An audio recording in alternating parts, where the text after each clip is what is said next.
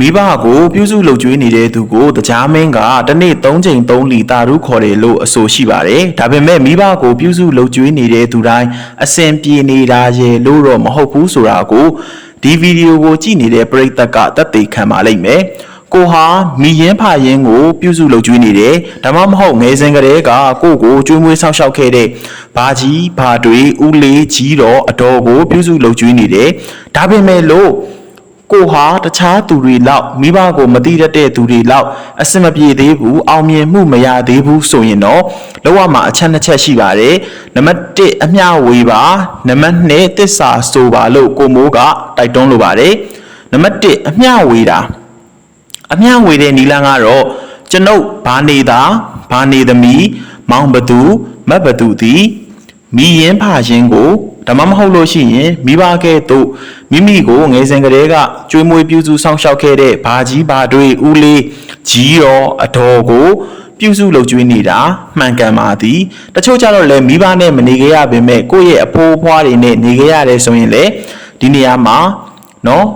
အဖိုးအဖွားကိုပြုစုလုပ်ကျွေးဆောင်ရှောက်နေတဲ့နော်ပြုစုလုပ်ကျွေးဆောင်ရှောက်နေတာမှန်ကန်ပါသည်ဤနေစဉ်ပြုသောထာဝရကုသိုလ်ထူးကြီးကိုရိုးရိုးကုသိုလ်မဟုတ်ဘူးနော်ဤနေစဉ်ပြုသောထာဝရကုသိုလ်ထူးကြီးကိုနတ်တို့တနင်းတရားမင်းဒီနေရာမှာကြဲကြဲလေးဆို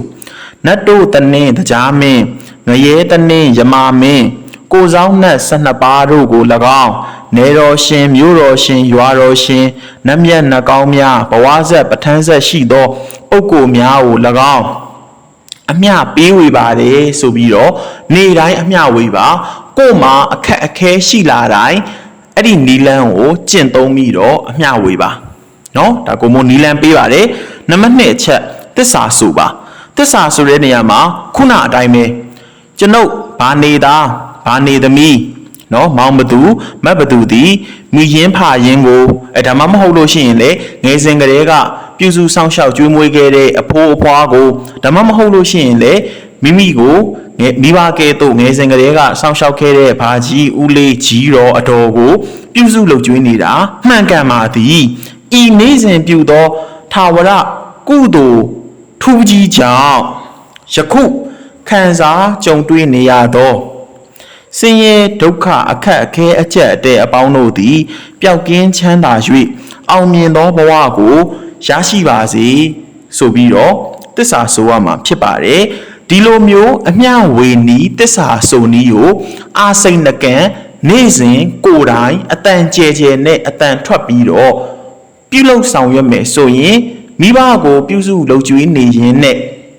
အခက်အခဲတွေကြုံနေရပါတယ်ဆိုတဲ့လူတွေအားလုံးအခက်အခဲတွေကနေလွတ်မြောက်သွားပါလိမ့်မယ်လောကမှာကိုယ့်လောက်သီလမရှိတဲ့သူတွေကိုယ့်လောက်မိဘကိုမသိတတ်တဲ့သူတွေကိုယ့်လောက်အသိပညာအတတ်ပညာမရှိတဲ့သူတွေ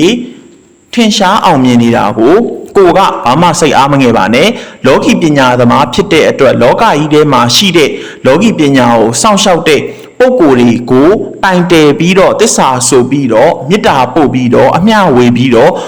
ကိုမိုးနဲ့အတူအကောင်းဆုံးရှေ့ဆက်ကြပါမယ်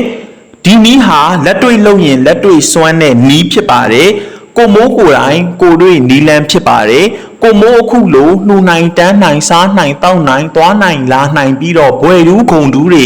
အလီလီအချိန်ချင်းအကုန်ခံပြီးတော့ယူနိုင်တာပရိသတ်ကိုစေတနာထားပြီးတော့အိတ်ဆိုင်ပေးဝေနိုင်တယ်ဆိုတာဟာမိဘကိုပြုစုလုပ်ကြွေးတဲ့ကုသိုလ်ထူးကြီးကနေပြီးတော့ရရှိလာတဲ့အရှိန်အဝါတွေဖြစ်ပါတယ်ကိုမိုးဟာမိဘကိုပြုစုလုပ်ကြွေးနေပြီးတော့ပရိသတ်အပေါ်မှာညီကိုမောင်နှမလိုမျိုးစိတ်ကောင်းစေတနာကောင်းထားနိုင်တဲ့တူးရီ